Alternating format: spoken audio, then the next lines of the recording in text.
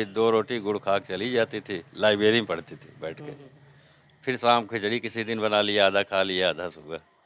इसलिए बहुत खर्च नहीं हुआ, बहुत सरलता से पढ़ा उसने। हाँ, बड़े बेटी सरल चीज़ों ढंग को से। समझती थी, सारी हाँ, चीज़ों को। सरल ढंग पढ़ती थी। दोपहर में अपना कुछ खा लिया अगल-बगल वहाँ दुकान वगैरह से, बस। कभी त्योहार पड़ता था, हम लोग घर पर अच्छे अच्छे बना के खाते थे। वहाँ पे कुछ भी बना के दे देते थे, खा लेती थी। जब पूछते थे तो अच्छा नहीं लगता, लेकिन फिर भी भैया शिक्षा ऐसी चीज़ ही है कि कुछ न कुछ बलिदान देना ही पड़ेगा।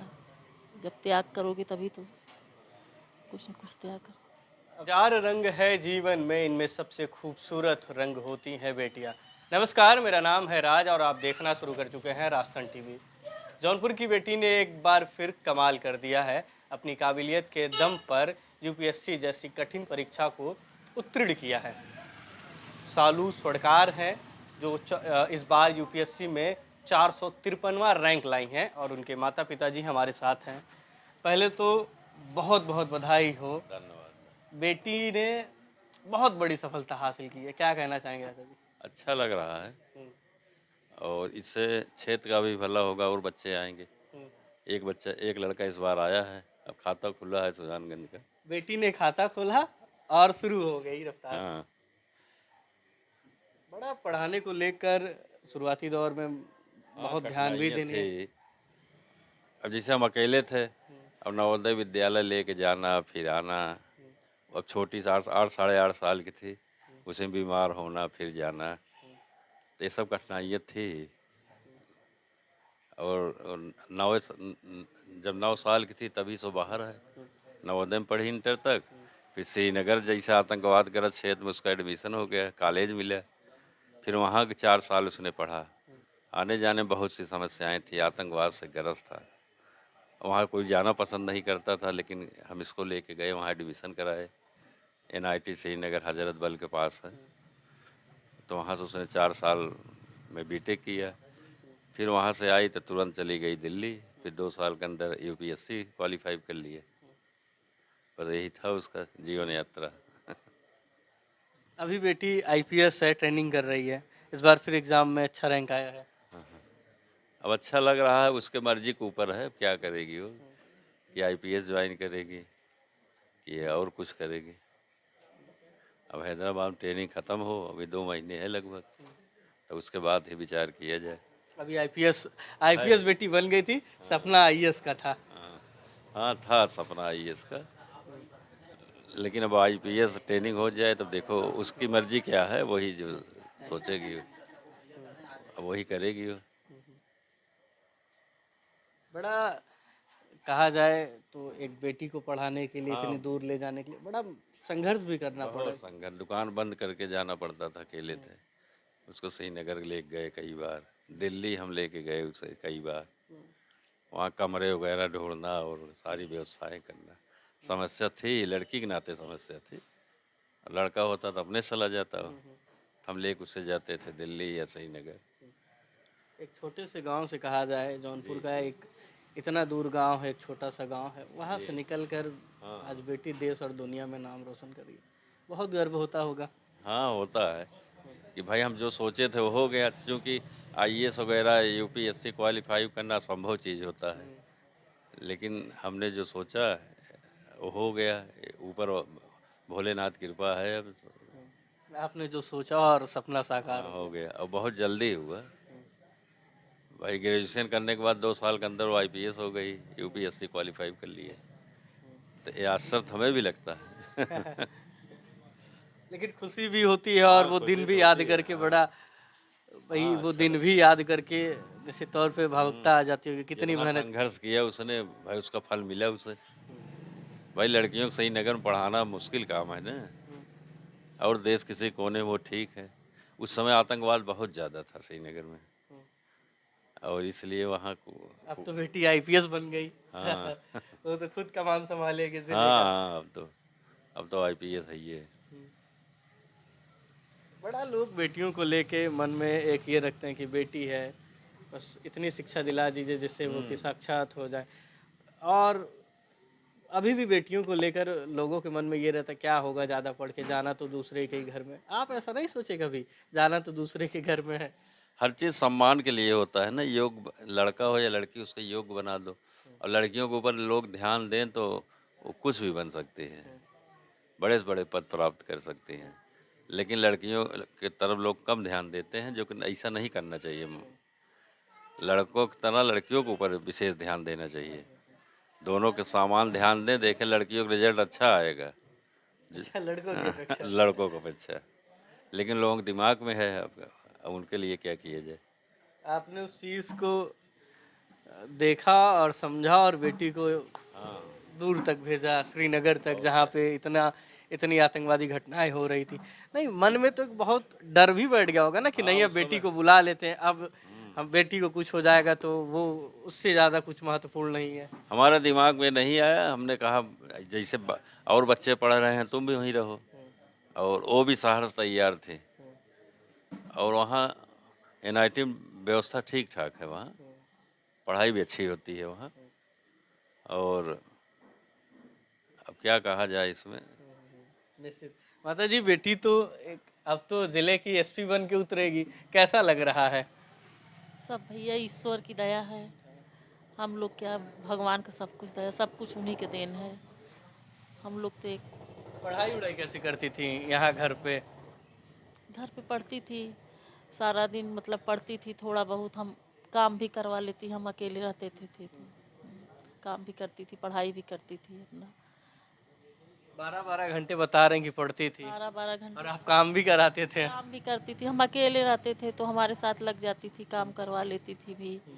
और वो मेरे साथ ज़्यादा दिन तो रही नहीं भैया, 9 साल की थी तभी बाहर थी। सबसे बड़ा लेकिन फिर भी लॉकडाउन में इस बार 3 महीने हमारे साथ थी वो। 3 महीने थी। बेटी जब श्रीनगर गई, इतनी आप लोग भी एकदम डर गए थे, आतंकवादी घटनाएं बता रहे हैं कि हो रहा था, तो एक मन में बड़ा डर हो रहा होगा। डर तो था, लेकिन ये भी सोच रहे थे कि हमारी बेटी जैसे बहुत बच्चे हैं वहाँ पे, तो कैसे डरें भैया, पढ़ाना भी ज़रूरी था ना। बता रहे थे कि खाने के लिए भी बहुत समस्याएं होती बहुत थी। समस्या थी वहाँ पर। अब जैसे अब यहाँ पे हम लोग हिंदुओं का त्योहार रहता था, वहाँ पे सब मुस्लिम हैं, वो लोग अपने हिसाब से खाना खिलाते थे ना। कभी त्योहार पड़ता था, हम लोग घर पर अच्छे अच्छे बना के खाते थे, वहाँ पे कुछ भी बना के दे देते थे, खा लेती थी। जब पूछते थे तो अच्छा नहीं लगता, लेकिन फिर भी भैया, शिक्षा ऐसी चीज़ ही है कि कुछ न कुछ बलिदान देना ही पड़ेगा। जब त्याग करोगे तभी तो कुछ न कुछ त्याग। अब त्याग जो बेटी ने किया था फल मिल गया है, लग रहा है अब। हाँ भैया, अब उसका फल मिल गया है। अब ईश्वर से यही प्रार्थना है कि बस वो ईमानदारी से अपना फर्ज निभाए देश के प्रति। लगता है कि माता जी, बेटी इतना संघर्ष करती थी, अब बुला लें कि नहीं, उस जगह आतंकवादी घटना हो रही है, दिल में एक अजीब सी डर रहती होगी हमेशा। जब वो छोटी थी, जब 9 साल की थी, जब नवोदय विद्यालय भेजे थे, तो मुझे अच्छा नहीं लगता था। जब मैं वहाँ जाती थी तो मुझे पकड़ के रोती थी कि यहाँ पे हमको अच्छा नहीं लगता है।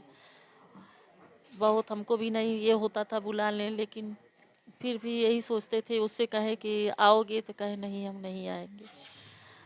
हम कहे चलिए ठीक है भैया, पढ़िए। 2-4 साल उस अच्छा नहीं लग रहा था, फिर आदत से बन गया था, फिर आदत सा बन गया था। अब तो फिर बेटी दूर हो जाएगी, दूर रहेगी, सेवा करेगी देश की। बस दूर तो हो ही गया, जब छुट्टी उट्टी कभी कभार मिलेगा तभी तो आएंगे, कहाँ आ पाएगी अब। बड़ा संघर्ष भी रहा होगा परिवार को पढ़ाने में, कहें कि खर्च भी बहुत लगता है एक तैयारी कराने में।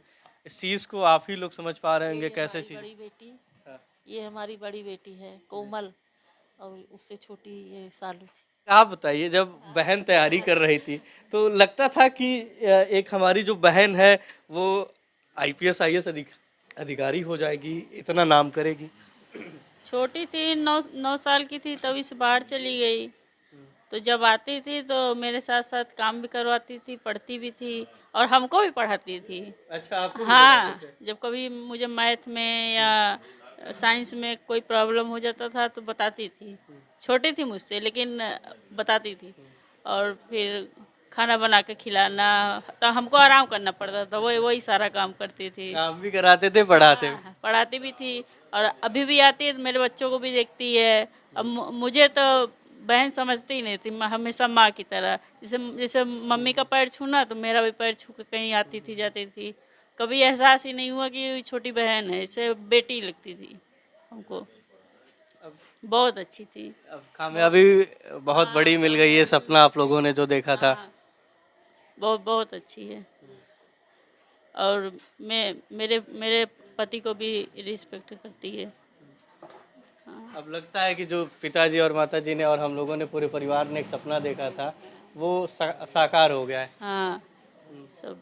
निश्चित तौर पे समझ सकते होंगे। पिताजी से एक बात और हम करेंगे, जब बेटी को पढ़ा रहे होंगे, एक तरीके से कहें दिल्ली भेजकर पढ़ाना, तैयारी कराना, बहुत खर्च भी आता होगा, तो एक एक एक एक आम आदमी के लिए वह बहुत बड़ी कह लें होता था। तो कैसे उस चीज़ को मेंटेन करते थे, क्योंकि आपके और भी बेटे तैयारी कर रहे हैं, पढ़ाई कर रहे हैं, सबको देखना। बहुत बहुत खर्च नहीं हुआ, लेकिन जैसे कमरा था उसका 3,000 रुपये का, 6,000 कमरा, 2 लड़कियां रहती थी, तो शाम के 4 रोटी बना लेती थी और सब्जी, पूरी सब्जी खा जाती थी, 2 रोटी। फिर सुबह वही 2 रोटी गुड़ खा के चली जाती थी, लाइब्रेरी में पढ़ती थी बैठ के। फिर शाम खिचड़ी किसी दिन बना लिया, आधा खा लिया, आधा सुबह। इसलिए बहुत खर्च नहीं हुआ, बहुत सरलता से पढ़ा उसने। हाँ, बड़े बेटी सरल चीज़ों को ढंग से। समझती थी, सारी हाँ, चीज़ों सरल ढंग पढ़ती थी। दोपहर में अपना कुछ खा लिया अगल बगल वहाँ दुकान वगैरह से, बस ऐसे ही पढ़ती थी। सुबह 8 बजे जाती थी, रात के 8 बजे तक लाइब्रेरी में पढ़ती थी। वहाँ लाइब्रेरी होता है, उसी में बैठ के पढ़ती थी। हाँ, यह एक आने जाने में समस्या होती है लड़कियों को पढ़, जो दिल्ली से आना जाना, श्रीनगर से आना जाना, नवोदय विद्यालय से आना जाना, ये सब संघर्ष था। और पैसा वो बहुत कम खर्च किए, बहुत घूमना टहलना था नहीं, सिर्फ लाइब्रेरी के कमरे में, बस इतने उसके दिन चल रहे थे। और साधारण कपड़े भी पहनते थे अपन, 200-400 के लेकर के। इसीलिए हम उसे पढ़ा पाए ना, अगर हाई फाई पढ़ाते तो कहाँ हो। निश्चित तौर पे आप समझ सकते होंगे कि एक पिता के लिए बेटी को दूर करना और एक बेटी को दूर करके पढ़ाना, और एक पिता का सपना बेटी को आईएएस बनाना था। निश्चित तौर पे बेटी ने उस सपने को साकार किया है।